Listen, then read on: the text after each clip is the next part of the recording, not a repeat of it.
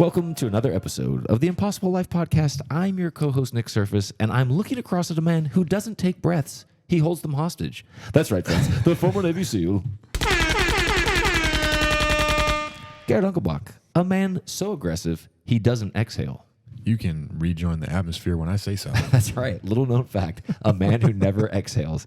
That'd be interesting, right? Some might say that you're puffed up.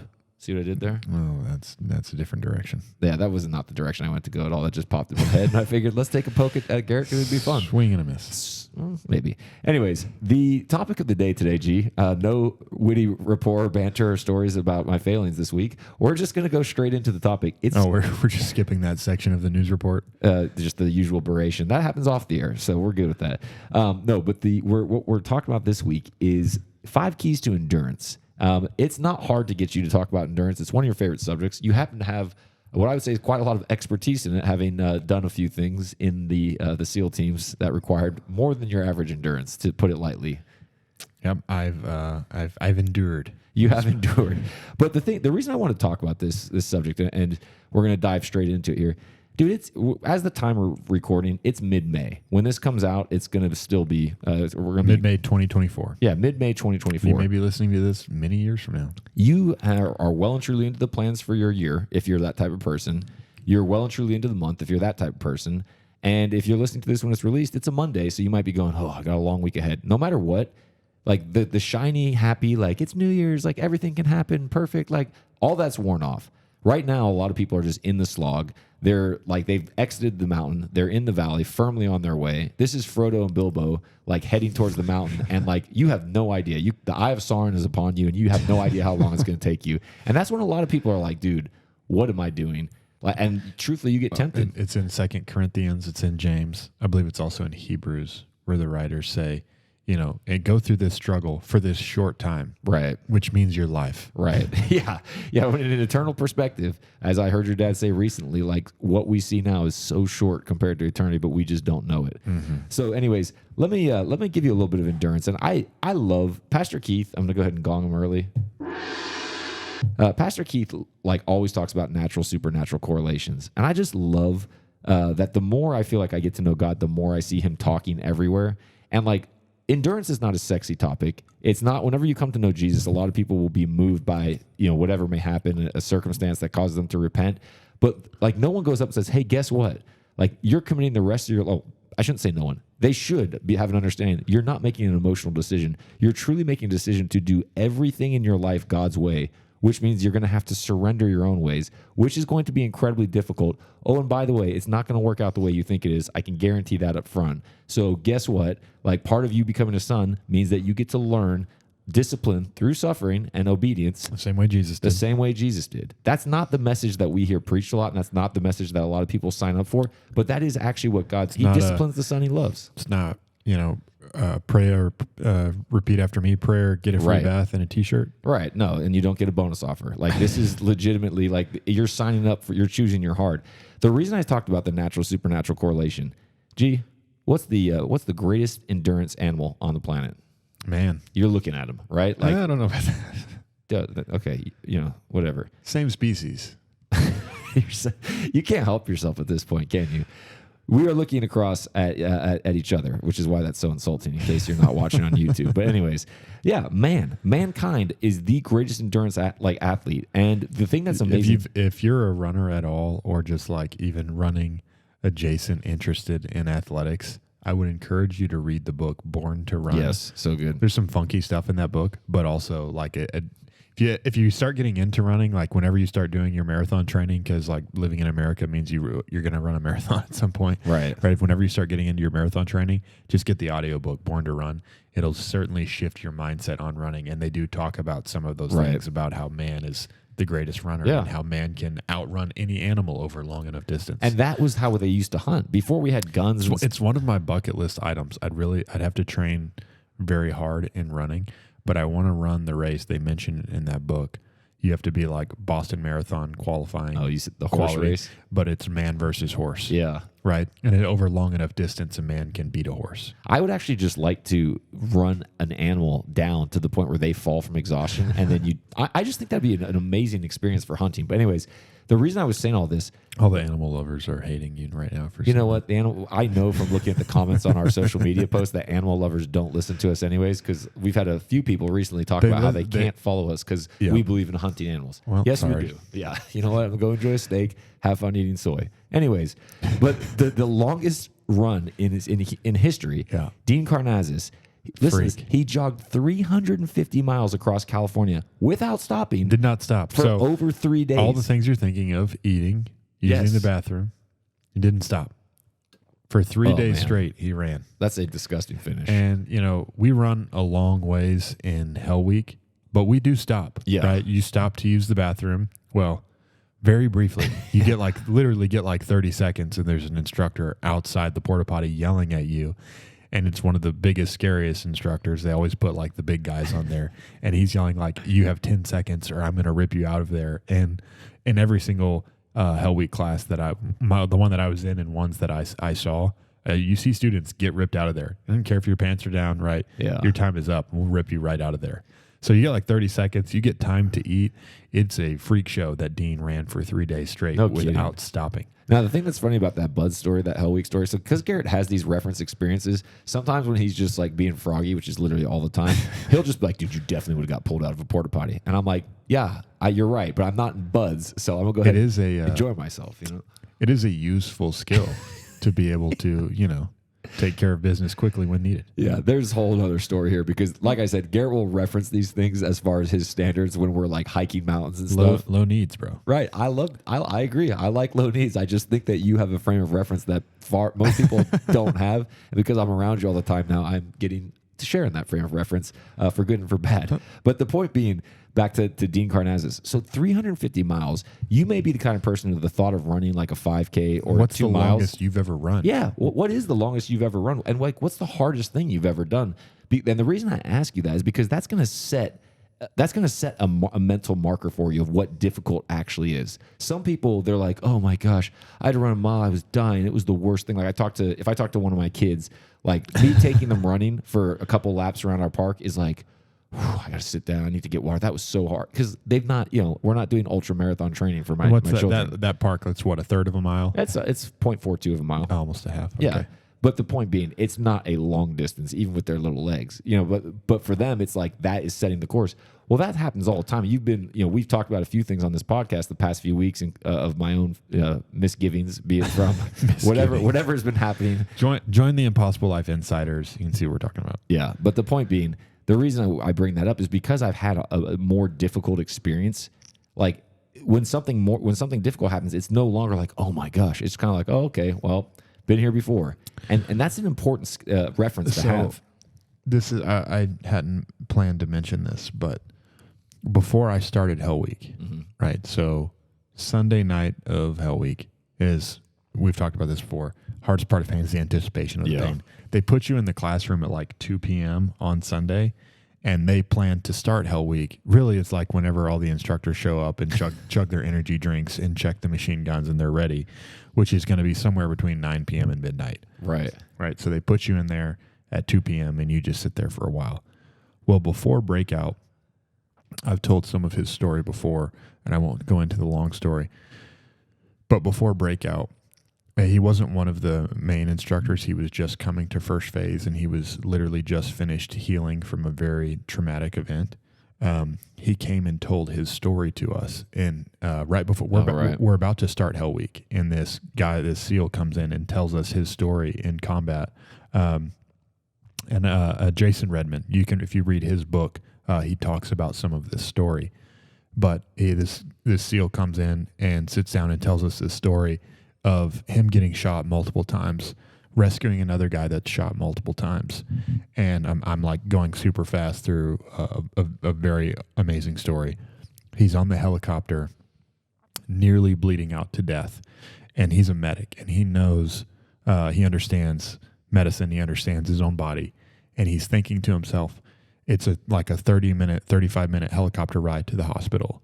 if I pass out on the on this helicopter ride, I'm not going to wake up. He's lost so much blood. If he loses consciousness, he knows he'll die. And he's saying to himself, if I stayed awake for 5 days in Hell Week, I can stay awake for another 35 minutes. Yeah. And literally went through his story. Again, read Jason Redman's book. He talks about some of it. Went through one of the most traumatic things, very difficult experience, and he used Hell Week as a reference experience. Yeah. And the crazier part of his story is that this guy, you can watch Bud's Class 234, broke his left leg in SEAL training and finishes Hell Week with a broken leg. And then later in this same mission that he's referencing, gets shot from his knee up to his left shoulder. His arm's hanging off behind him. His leg is broken, and he saves another man's life with a broken, shattered leg and a ripped off arm. Jeez. Right. And so you think, again, reference experience. Right. I did that. I can do this. Right. Man. Yeah. So whatever you're finding difficult right now, go ahead and think about the Just story that little Carrie just told. Not just that, you can use other people's experiences as reference experience, just like I did for Mount Everest. I'm like, man, the first people who climb Mount Everest, one of the hardest things at that point, and they didn't even know if they could do it. Yeah. I'm not trying to do something nobody's done before. Some people have done it, so it must be possible. You can use other people's reference experience, but also when you're going through difficult things, understand that you're building reference experience. Yeah, big time. And that was one, we'll come to this, but that was some of the way that I felt about SEAL training was I'm building, like one of the many values I saw is I'm building reference experience. If I can do this, whatever day later in my life I go on to do other things, well, anything that's not as hard as SEAL training, I can say, well, I can do that too. Yeah.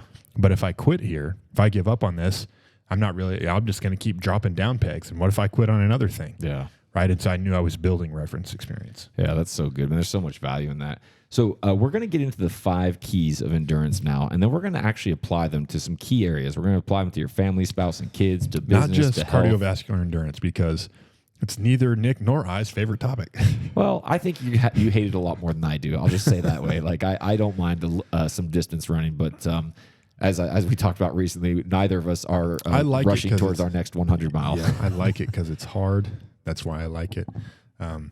But there's some hards that I appreciate. And for sure. Running's not one of them. Well, dude, for me, the ultra marathon, the hardest part was the training. It's giving up the time with the family. Because on the actual day, whatever, it's going to hurt, okay. But it's the fact that you have to train for months and months and be like, okay, sweetie, I'm going out for 6 hours. I'll see you when I get back. And I'll be wrecked. That's not even the consistency of preparation, but see my family for an hour on Saturday. Yeah, that's honestly the main reason why I'm not signing up for another one right now. You know what I mean? So what I'd love to do is actually do the next one with my kids. They don't know that yet, and they don't necessarily listen to this podcast. That's what I said on.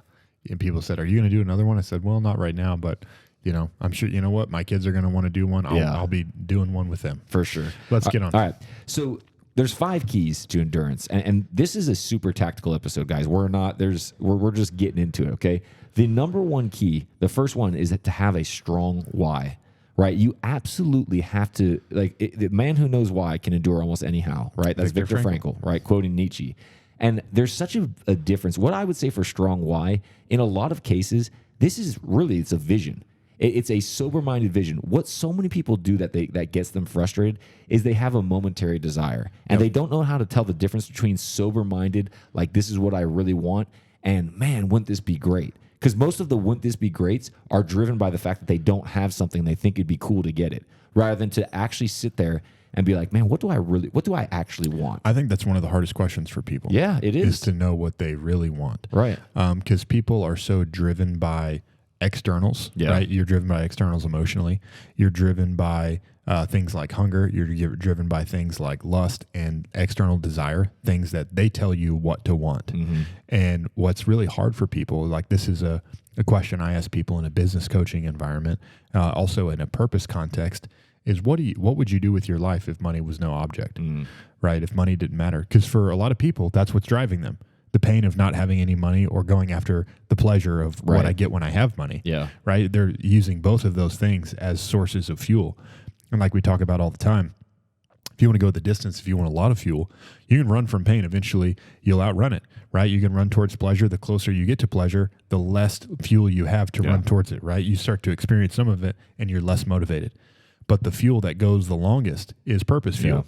right? And so, and again, in that context of, what would I do with my time? What would I do with my life if money didn't matter? That's a hard question for many people to answer, right? And I hope a majority of the listeners listening to this podcast can answer that question. But many people struggle with that question. When you know what your why is, when you know what you're after, that's when you can endure simple momentary circumstances. That's when you can endure very difficult circumstances.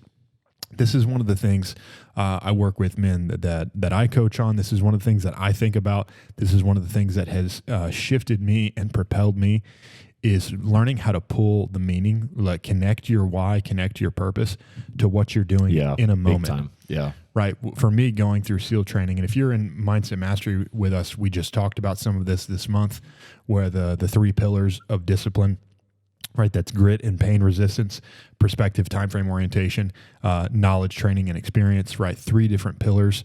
A lot of people put me up on a pedestal of like, oh man, Navy SEAL, the David Goggins guy, right? Like you can just throw wrenches at him and shoot him with nails and it doesn't even feel it. Is that not true?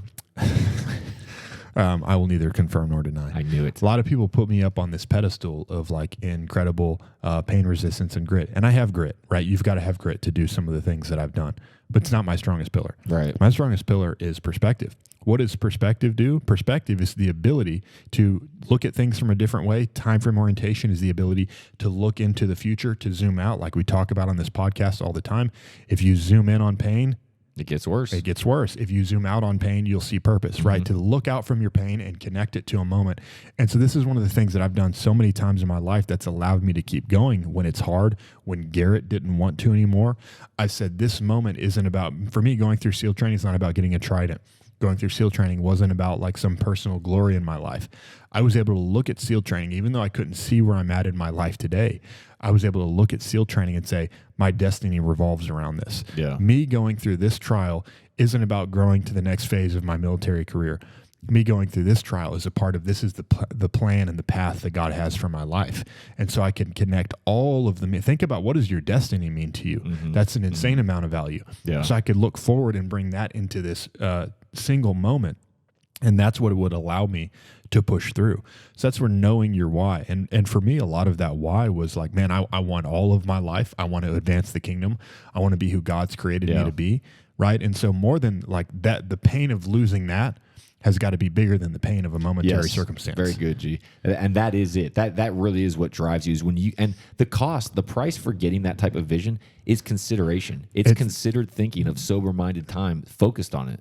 The simple way of putting it is Muhammad Ali's suffer now, live the rest of your life a champion, right? And that's saying this suffering isn't as bad as the suffering of walking away from your purpose. And you're right. In the moment, that is what it comes down to. You're like, am I willing to give up? Like, am I willing to face the pain? In some cases, for me, if I quit at something, I have to face the pain of saying I'm not who I think I am, and that hurts a lot.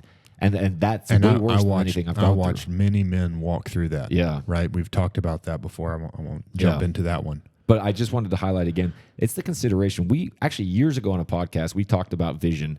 And the questions we gave were, what do you want and why do you want them? Yeah. And I would challenge you. I mean, Joe Sweeney, New York Times bestseller that we had on our podcast, gave a great question. He said, imagine you're 90 years old and you're looking back on your life. Like, what do you want your life to have meant? These are not questions. For as long as I've known Joe, he's been on the same track. Yes. Right? Focused on the same things. And there's a couple things in that list, but one of them is, this is such a cool thing about Joe, is like, so when I was leaving the military, he paid for me to go to the plantation, right? If you know what TaylorMade is, it's their factory. Paid for me to go to the plantation factory and get custom golf clubs fitted. And just because he knew that I liked to golf. One of my other friends, he bought like custom stationery for him. For one of my other friends, made like a key introduction to them. These are all guys in our program. And Joe's the type of guys, he looks at all of that as like, that's the meaning in my life, to do great things, to help other people. And for a lot of, like, I wrote him one. A lot of these people end up writing like, you know, very sincere letters to him of thank you. This means so much to me. And I don't remember what the number is. I want to say it's 10,000. Wow. But Joe has a target number of how many of those letters he's going to get in his life. I think it's 100,000 of how many of those letters he's going to get in his life that he's made a significant impact or had a significant moment with somebody. That's incredible, man. And that's an example of a guy who's had a really sober-minded, this is what I want it to mean. the point I was making about that is after we did that vision podcast, I wrestled with those questions for a while, and I'll tell you where I eventually got the answer. It flowed out of me all at once. I wrote down 11 big wants I have from my life. It was on a flight. So what can we learn from that? What happens on a flight? I was on my own. I had no interruptions because I was on airplane mode. I chose not to put a movie on because I was flying with some solid white noise. Yeah, that's exactly it. I had nothing distracting me. And that's why I'm saying the price for this is consideration. That you really have to, that's the difference between having an actual vision and a must as opposed to like a momentary desire where you're like, yeah, that'd be cool. So then what vision does, we talk about vision and mission a lot. We talk about vision and mission a lot in the context of the Purpose Blueprint. Those of you who went through the Purpose-Driven Profit Accelerator with us got the opportunity to see some of, or well, not just to see some of it, but we got to write it with you, and that was such a great experience, and we'll be doing that again soon. But one of the things we talk about in the Purpose Blueprint between vision and mission is the really clear what, but on any what that you have in your life, anything that's difficult, eventually, at some point, you will come to a place, we've all experienced this. You can experience it in your marriage.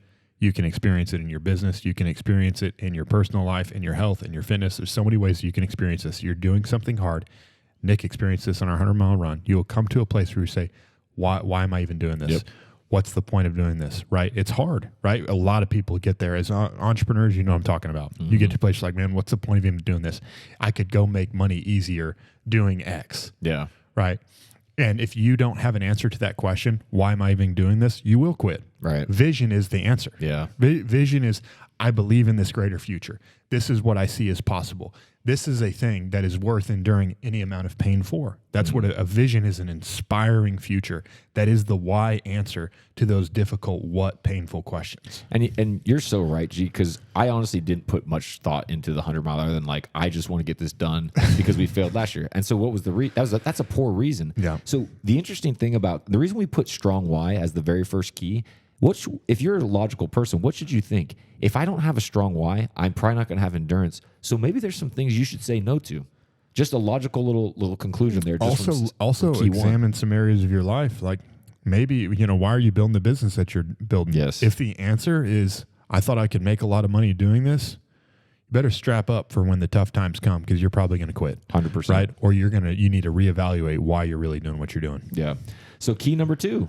Count the cost. Count the cost. This is the interesting thing about counting the cost, and we're going to give a scriptural reference here, and I'll let you go, G. But unfortunately, these things don't come with price tags. You're not at the grocery store. This is a scripture reference. Yeah, so it's Luke 14:28 through 29, and it's Jesus talking, and he says, it's actually 28 through 30, sorry. Suppose one of you wants to build a tower. Won't you first sit down and estimate the cost to see if you have enough money to complete it? For if you lay the foundation and are not able to finish it, everyone who sees it will ridicule you, saying, this person began to build and wasn't able to finish. Actually, I'm just going to keep going because we're going to go down to verse 33. Or suppose a king's about to go to war against another king. Won't he first sit down and consider whether he is able with 10,000 men to oppose the one coming against him with 20,000? If he's not able, he'll send a delegation while the other is still a long way off and will ask for terms of peace. In the same way, those of you who do not give up everything you have cannot be my disciples. That's a count the cost conversation. And that's where people think like, oh, you got to count the cost of following God. Well, Jesus gives you the price there at the end. Yeah. Right? It requires, how much money do you have? That's the price. How much life do you have? That's the price. Yeah. And endurance, especially in a spiritual and an eternal context, that's the cost of following God. Right. And that's expensive, right? It's also the most valuable thing that you can pursue, right? So it's worth giving all that you have.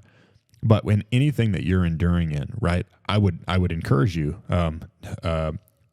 more than just encourage you, like push you strong to connect everything in your life back to a kingdom perspective, right? If you're going to endure for something, let it always be an endurance for a kingdom reason, for a kingdom perspective. Yeah, because there's nothing else in my life that I feel like I'm willing to pay whatever the cost. Right.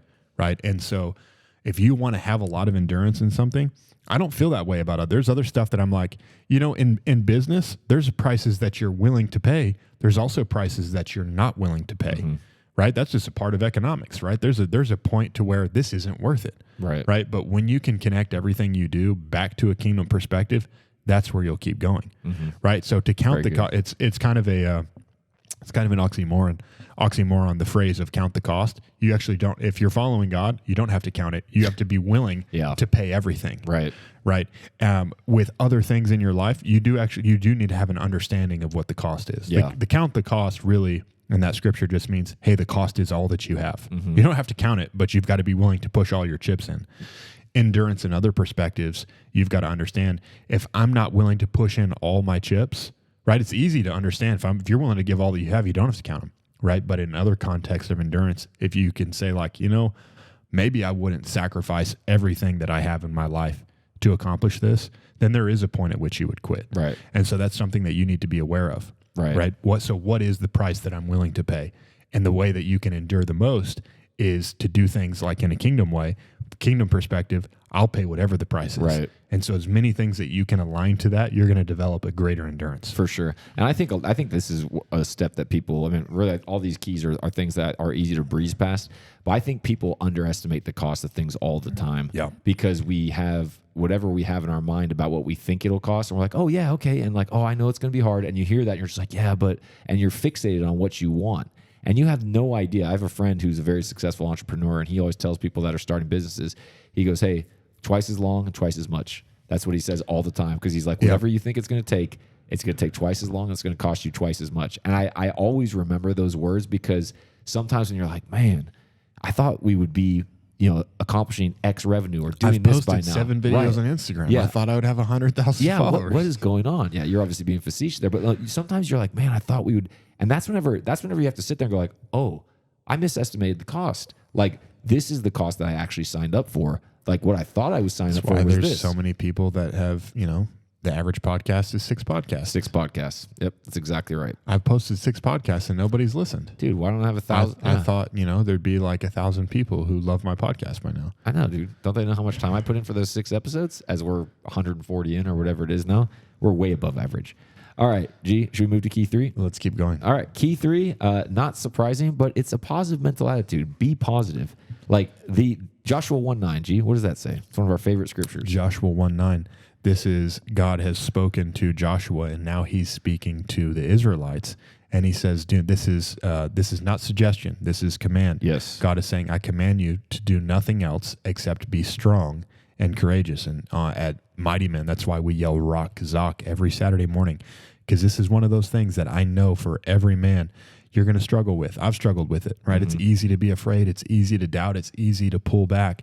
And he's saying, do nothing else except be strong and courageous. If you'll do this, you'll see the promised land. There's a great land that I have for you. Yes. And you're going to have to go in and take it. And if you start being afraid, if you stop trusting me, if you won't follow me, you won't get there. Yeah. There's a promised land for all of us. And if you're afraid, you won't see it.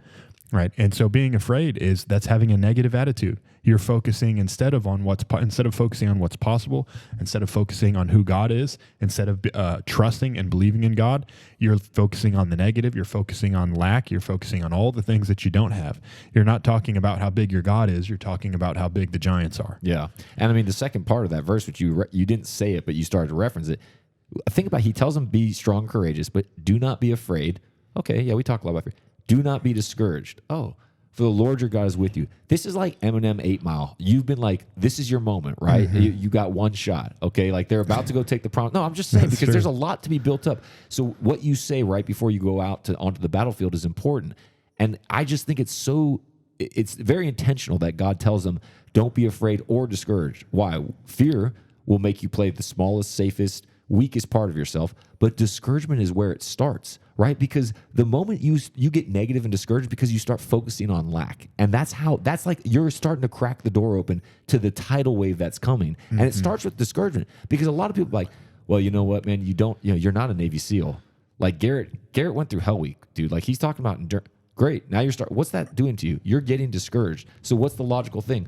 I should probably just give up because I don't have what he has. And people will let discouragement in all the time because they start to focus on what they don't have. They turn negative. They get discouraged. That's the first step to quitting is that you get discouraged. And you're never going to have endurance if you allow yourself to go down negativity. I say it all the time. I say it to my kids. No one has ever said, man, I'm so thankful that I was negative in that situation. It really helped me. Positivity is a superpower. Yeah. How long have you known me now?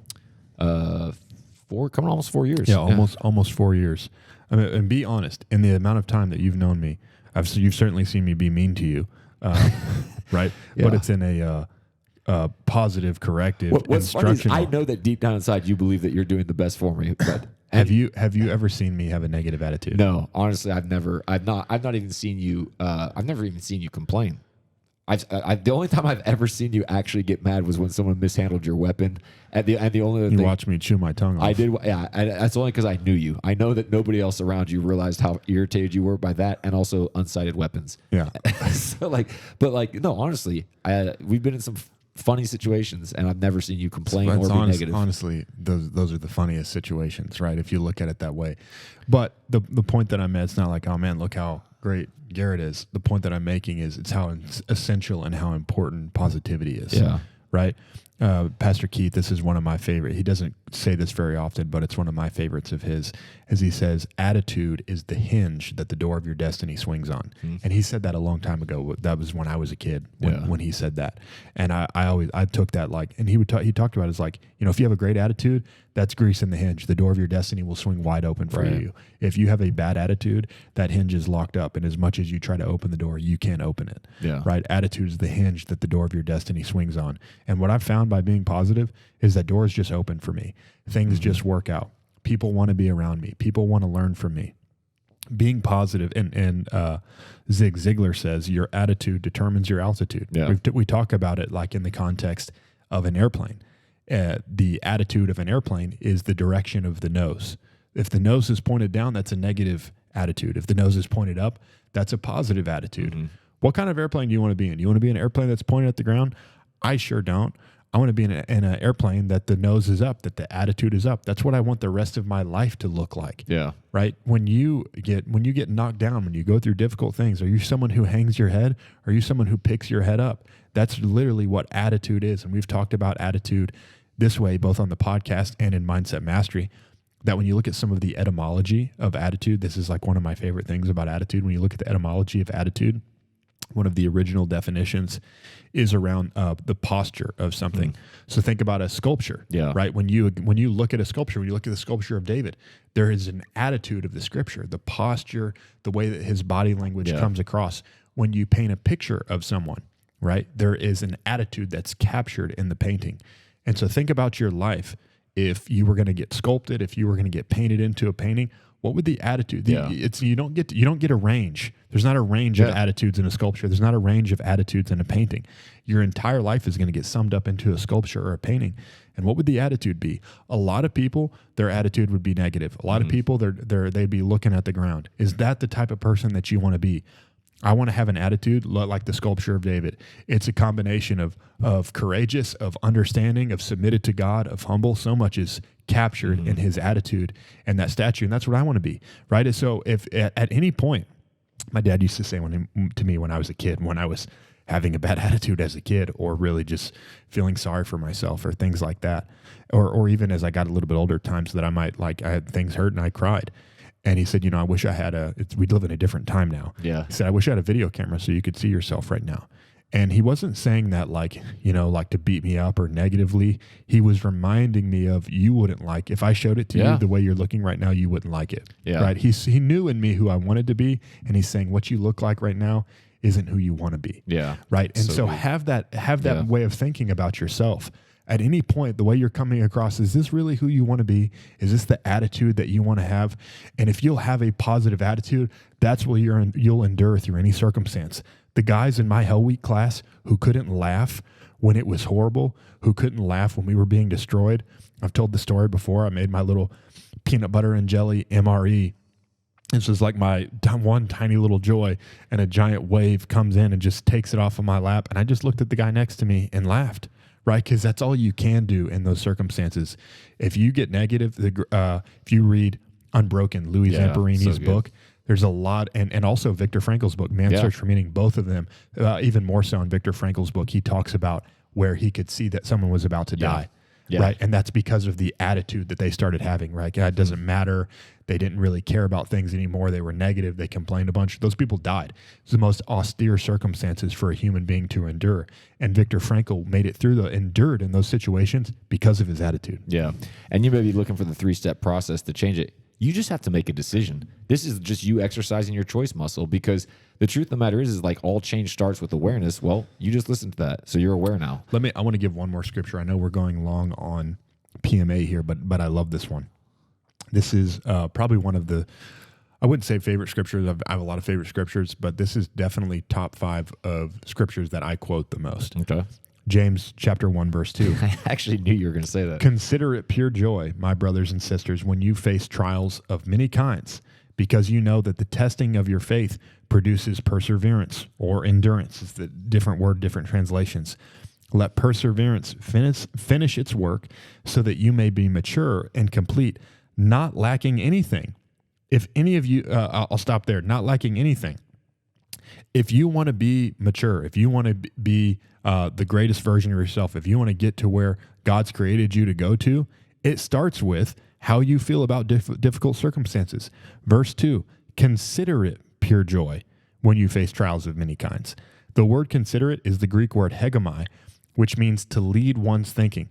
You have to choose your thoughts in a circumstance, right? If it doesn't mean, it's not saying, hey, difficult circumstance is joy, right? Like you're just trying to beat it into your head. No, it says consider it. See, when you go through these difficult circumstances, consider it joy. Choose to see it this way, because when you face trials and you know that the testing of your faith produces perseverance or endurance, let that endurance finish its work so you may be mature and complete, not lacking anything. That's the value of struggle when you look at struggle with the right attitude, when you look at it in the right way. And fast forward just a little bit to James chapter 1, verse 12. This is, if you don't know this, maybe if I love all of you, just shout out to all of you really quick who listen to this podcast and you listen to like 5 episodes and you're like, I like this show. I'm going to go back to the beginning. Yeah. Cool. I love you guys for doing that. All of you who've done that. So shout out to you. You're awesome. If you go back and listen to the beginning, you'll understand why some of the understanding of why this podcast is named what it is. Yeah. And it's James chapter 1, verse 12. Blessed is the one who perseveres or endures under trial, having stood the test. That person will receive the crown of life that the Lord has promised to those who love him. The crown of life, the Zoe crown. This is the full life. You got all of it. And that's what the impossible life is. Yes. So many people feel limited by what they can do in their life. They feel limited about, I can't get to that level. I can't be this. You know what I'm going to do? I'm going to run my race and I'm going to become everything that God's created me to be. I'm going to get to the end of my life and hear, well done, yes, good and faithful servant. I'm going to receive the crown of life. Why? Because it starts in James chapter 1, verse 2. You know what I'm going to do? Any circumstance in my life that's difficult, I'm going to have a good attitude about it. That's where it starts. Yeah. And by little bonus nugget for you, since Garrett was talking about the inception of what we did, you look at our logo, which I'm looking behind Garrett at it right now. The trident that we have is very purposely designed. If you look at it differently, the little dash and the dot below it. We were intentional. What? Yeah, no kidding. We actually had this planned out from the beginning. Dash and dot is actually supposed to be a man with a gigantic crown on his head. So that'll make you look at the trident logo that we have on our hats and on everything we do a little bit different. So go ahead and have a look at that if you want. Okay, so we're going to get to the 4th key, but key number 1 was to have a strong why. Key number 2 was to count the cost. Key number 3 was positive mental attitude. Key number 4, G, and this one is... We used to joke really quick before we go to number 4. One of the things, like guys who, there were guys in the military. There were guys in the military who were more naturally positive than others, and there were some guys who were negative. And on different trips, guys would write different gear lists, right? Like if I'm running a trip, I can write the gear list. If I design this trip, I'm going to, because I'm the one who knows what's going on. So I'm going to tell everybody what to bring. Right. And there were some guys who were like the overly positive guys that would write on the gear list PMA. Just to piss off the guys who hated the positive people. Well, that sounds fun. But I'm glad they packed that. So key number 4 is not PMA. It's no time limit. And you might be going, wait, what do you mean no time limit? So I'm going to tell you. This is a fun one. This is a fun one because we talk about the whatever it takes mentality. And I'm going to share a quick story with you guys because this is what I call 67th mile syndrome. And that probably won't mean anything to any of you guys. But I talked to enough people who have run ultra marathons and read online that I realized that 67th mile, for whatever reason, is when it really sucks bad. And it's when a lot of people quit. It's actually the point at which we stopped in our first one. What was 82nd mile syndrome? okay. That's a different syndrome. Dude, why? I'm trying to make a point, man. You honestly, I feel like you're losing some of your self control now because you can't resist taking shots at me. It's like you have a tick, like an OCD now. That's a whole other story. But 67th mile syndrome is this, and this is catch this for a lot of you out there. Whatever it takes mentality, which is an endurance mentality, doesn't have a time limit. Mm-hmm. It's not whatever it takes for 3 months because that's not endurance. It's whatever it takes. So it's really that it's unconditional. Exactly. I'll really work hard at helping my wife and being the man that she wants to be for a year. Right. And we'll see. And if she gets better, then I'll keep going. But if she doesn't, I'm out of here. Right. And that's a lot of people's thinking. Well, this is what 67th mile syndrome does. It's, man, I'm getting my butt whooped. I'm really tired at this point. I'm moving so slow and I'm all jacked up. And I've got 33 more miles, which might sound like a lot all the time. And especially whenever you've just run 67. I got 33 to go to 100. I just ran 3 miles an hour.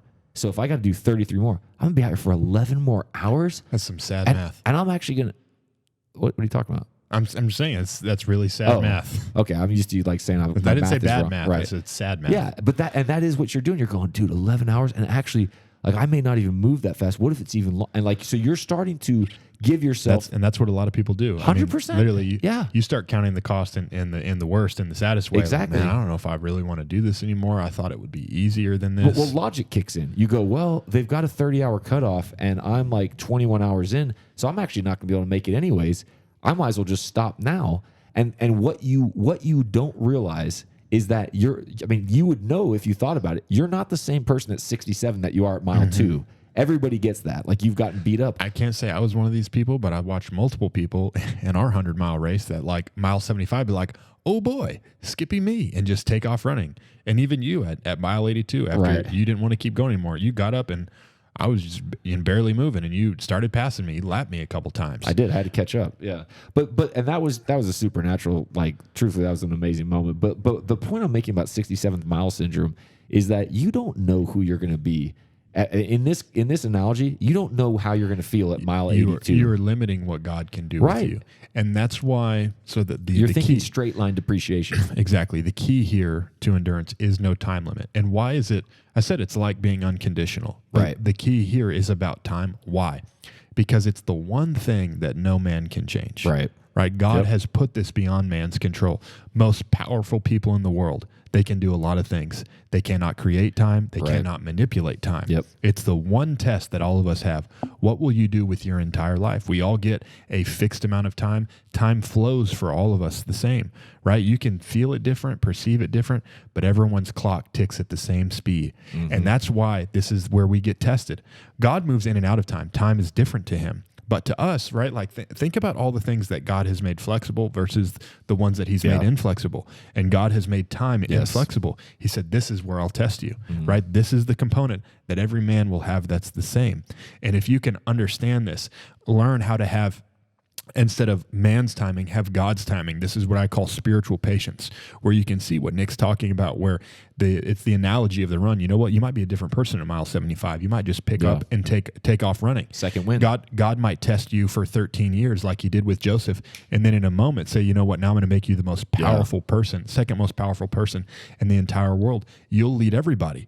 God did all of the work, and Joseph just trained, endured for 13 years, and then the entire fruit happened in an instant, right? And so if Joseph had been like, man, like for 13 years I've been doing this, and God's just not moving, I think I'm going to quit. No, he endured. He had no time limit. For 13 years from the time that he was a little boy, he said, you know what, I have a dream. Yeah. I have a dream. I believe that my brothers are going to bow down to me, right? And that can seem like such a prideful or arrogant or even insignificant thing. We don't know what else was in Joseph's heart, but that's all that the scriptures give us.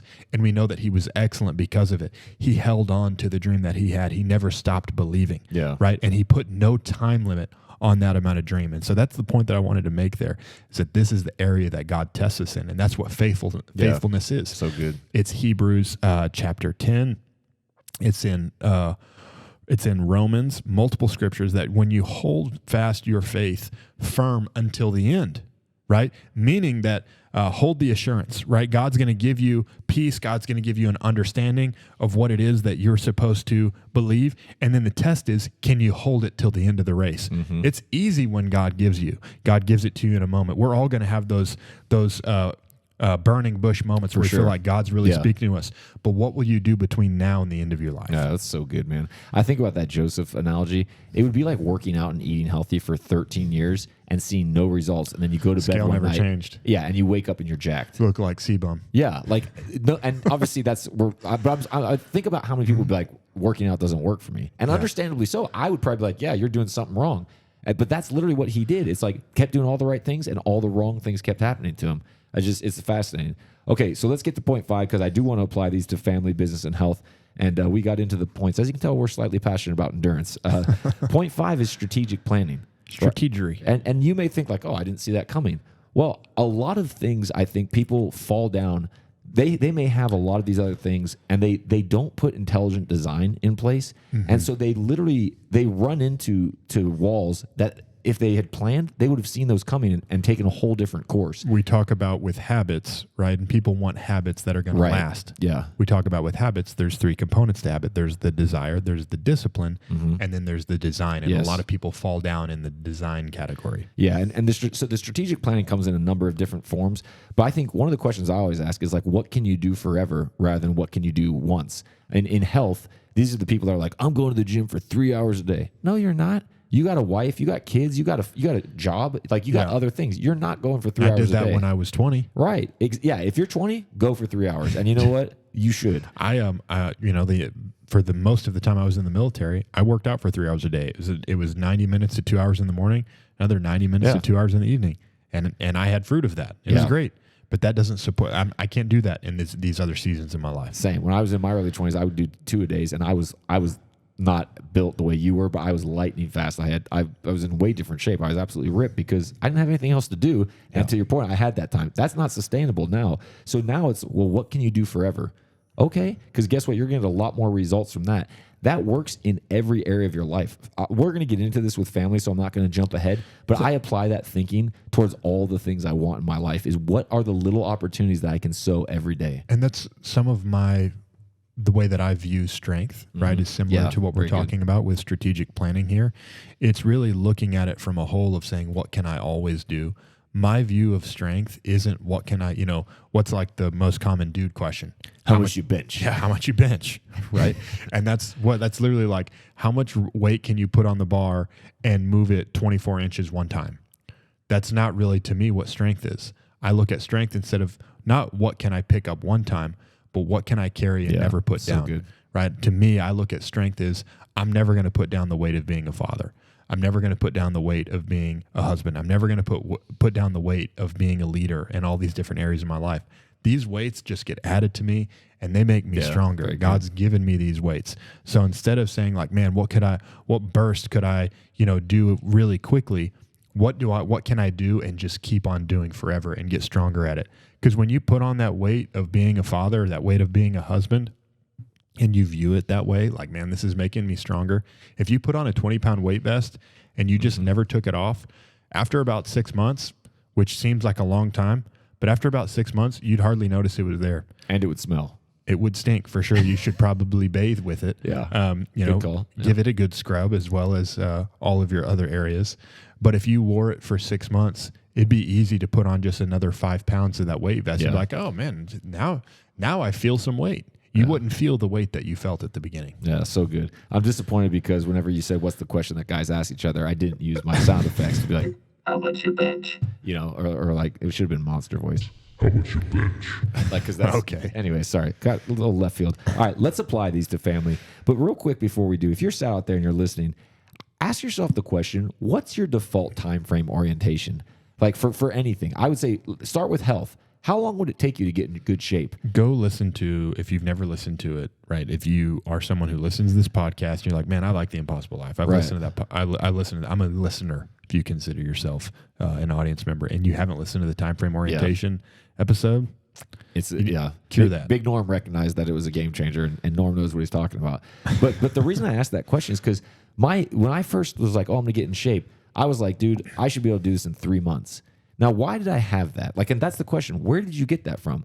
Well, I honestly, I didn't realize it at the time, but I thought about times whenever I'd really transformed my body in the past, and it was like 21. And you know what? It probably took me longer than 3 months, but because I had like no concept of time, because I had no commitments, it felt like 3 months. It was probably more like 6 months or a year that I actually really made a big impact. But you look at these guys like The Rock or anybody that you like, they've put decades into it. And so like most of our time frame orientation is off.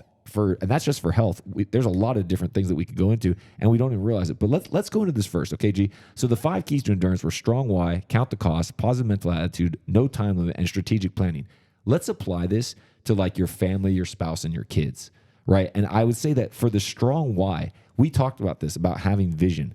Like I sat there on that flight, and I will tell you that I have a strong vision for all 3 of those things, and they're separate wants. And I'll share them real quick just because I feel like it'll help people. My vision, my want for my family is to change my trajectory of my family name. Right. Because the history of my family, if you look back, you don't have to go far. It's broke. It's depression. It's suicide. It's divorce. It's alcoholism. It's smoking. Like you name it. It's not, the surface name is not covered in glory. And I'm going to change this. Yep. And so I have a huge strong why. And I've written very detailed notes in my phone that I read regularly. For me and my spouse, I know that we want to have a loving connection for our entire life because I want our marriage to be an example first and foremost for our kids, right? And I want to have that intimacy and connection. And from the count the cost perspective, you're able to connect this to, hey, this isn't just what I want. Exactly. Right. This is about, it's not just about what does my name mean. Right. It's about developing a name, which means developing a family, yes, creating a lineage where children will, the greatest legacy that you can give your children is not money. It's a way of thinking. Yeah. Money empowers a way of thinking after you give the way of thinking. So what you're saying is, you know what? The most important thing that I can do is raise up this way of thinking that I'm developing and that I'm transforming. And if I can give my children this will advance the kingdom that's so much greater than what I could have done on my own. Yeah. And that's where you can connect it. Like I said, when you count the cost in the way Jesus was talking about, is like, hey, look, I'm willing to give everything. Well, you are willing to give everything to be who God's called you to be. And so you can connect and say, you know what, I can have so much endurance in this because this moment isn't just about like, well, I want to have a good name so people like me and respect me. I want to have a good name so generation after generation and 10 generations from now, I've laid a lineage and I've developed my children that'll develop their children that for 10 generations will advance the kingdom of God. Yeah, and that's a great point, G. Underpinning everything, like my whole life, literally everything in my life is to advance the kingdom of God. Like that is the driving force and vision and motivation for everything that I do. I could go into all sorts of detail, but I'm not going to because I don't think it would serve the listeners. And then for my kids, I have a very clear vision. So when I have that, first and foremost, like my why is massively long term. I'm not thinking about what I want for my kids in the next 3 years. I'm thinking about what I want for my kids when I'm on my deathbed, like what we want our lives to have meant. And then it's like, okay, count the cost. Okay, well, now I have to think about these things. And this is where these things start to blend together with positive mental attitude, no time limit, strategic planning. You know, I had this thought literally just today. I looked at a picture of my son on one of our digital photo frames, and I just realized, like, my kids are different ages tiers. They're 4, 9, and 11. And I've got great relationships with all my kids, and I'm very grateful for that. But I just realized, like, right now, like, my 4-year-old, I'm the coolest person in the world to him. He wants to be with me almost to the point where you're like, dude, I need a little bit of a break because he just loves me so much. And here's where the count the cost, the no time limit, and the strategic planning. I have to know as the adult, this is a springtime with him. He's not going to always want to be in that. And like in short summer, season. Right. So I need to make the most of this because if I'm the guy who's always like, hey, sorry, dude, can't do it. Like, okay, yes, I have to work. And so I do have to tell him, buddy, we can't do it right now, but I will go jump on the trampoline with you after work or whatever it is. This is the type of thing that's like, what's the cost? I'm going to be exhausted, right? Like I'm not going to feel like it, but I don't want to let that moment pass because I'm sowing a seed of later on down the line, whenever there's other things pulling for his attention and there's a battle for his heart and truly a battle for the relationship that we have I sowed good seed that I can then reap? Or am I sowing into like giving him distractions and giving him things to go off and do other than hanging out with me so that becomes the norm in our relationship? And that's what you're talking about when you have that strong why. It's not about him saying, hey, do you want to go do that? And I'm tired. It's about what seed am I sowing so that when he grows up, he goes, you know what? My dad and I had a great relationship. He took time with me. We had fun. He's not going to remember all the times individually. He's going to have one thought, one sentence. My dad made time for me. Yep. Or he's going to say my dad was always too busy. It's that Cats in the Cradle song. Absolutely. And very so, good. So it hits you so hard. And it's like that with everything. So with my wife, My wife was telling me some areas where I need to get better the other night. And you know what? Let's go, Rian. No, because she was right. It's been an incredibly busy season. And, I just sat there, check, listen. So you have to, and that's when you're sitting there and you're like, man, it doesn't feel good. But you know what? I'm going to listen. I'm going to get better. I'm going to take massive action on it. Why? Because it's not about this moment of like, hey, you know what? It's been busy. I really just need to, no. I'm trying to build a great relationship that has a strong why. So what do I need to do? There's no time limit to that. I have to stay positive while I'm being corrected and listen to it. And then I have to start putting things in place. So guess what I've done? I put things in place to make sure that doesn't happen again. So that's what I mean about the strategic planning. It's little things. And it's it's the same thing with I touched on it with your kids. You may have a job that takes you out of your house for 10 hours, but can you sit there with them at breakfast? Can you sit there? Like, what family moments can you do? Like, strategic. Do you have family meetings? I know that's something that you grew up with. There's so many things that you have to look at that you put in place so that it's not just on a whim. But those are just a few things on family, spouse, and kids, G. Well, you laid it down there. Let's go on to business. All right, G. Why don't you go ahead and take us through business then?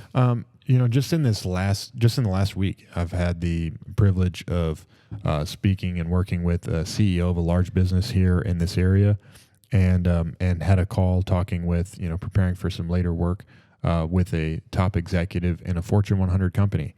And in both of those companies, and they're both large in different perspectives, right? But in both of those companies, we end up talking about the same thing.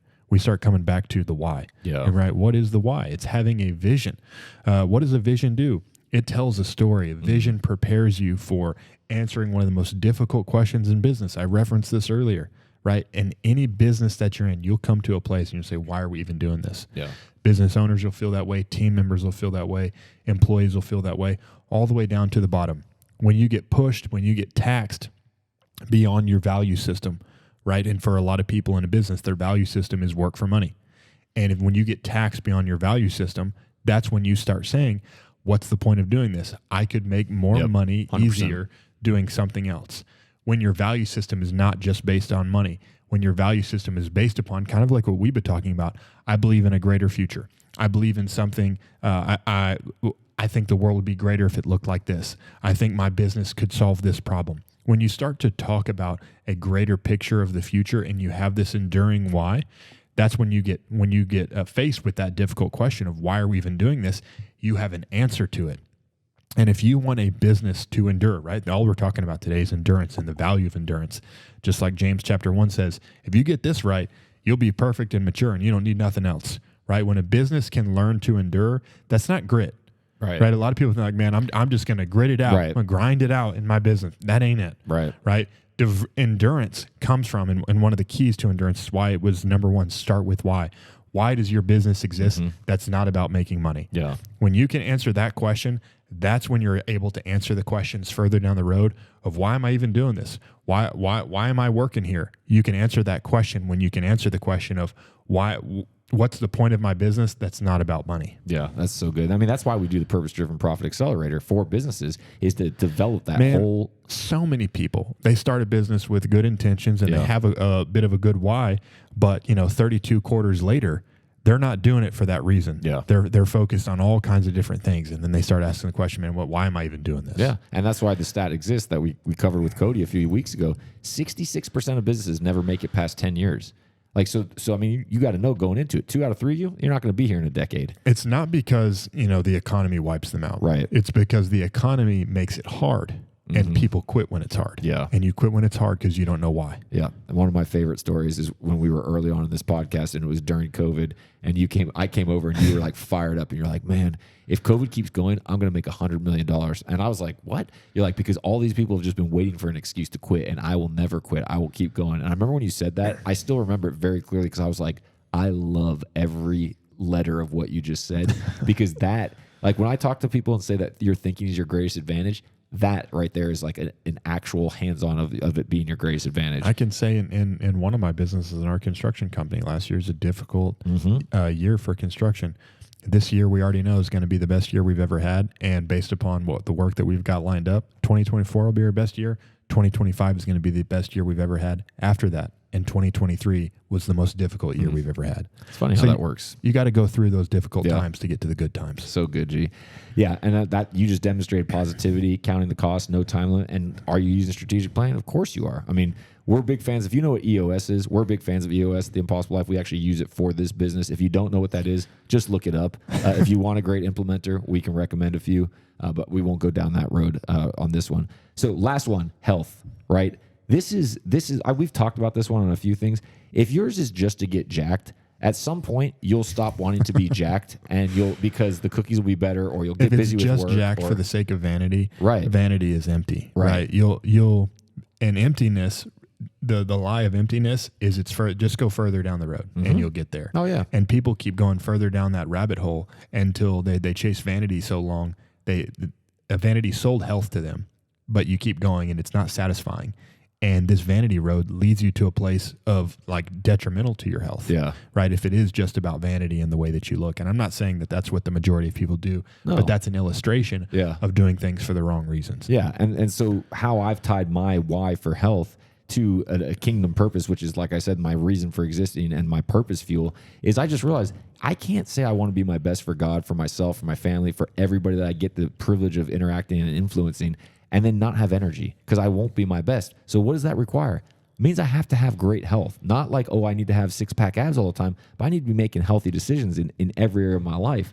And so I say all that to say, like, that's my strong why. So what is the cost of that? Well, you can start working out. It's saying no to things. It's getting to bed on time. It's, this is the strategic planning coming in as well. It's your time frame orientation. This is going to be decades, not like a good year. I look at it like the way I look at health is like a tax, right? Your lack of health, it's going to tax your life. It's like I gave you $1, right? You get your life is 100 cents. Yeah. And all of the ways that you're unhealthy, maybe you only get 80 cents now. Maybe you only get 70 cents now. Yeah. If I only got $1, I don't want to get trimmed down to 70 cents. Like $1 is not very much anyways. Yeah. And that's the same perspective of our life. You don't have very much life. Don't give up a little bit of the tiny piece that you already have. Get everything of this tiny little life that you have, and health is what's going to support that. Yeah, guys, I hope that if you're out there and you're the person that you're like, man, I need to hear this, that this has encouraged you to endure. Like Garrett quoted the scripture, consider it all joy. That really is. I mean, we talked about perspective last week. We're talking about endurance this week. We're doing this on purpose. So hope you all are encouraged. We will talk to y'all again soon.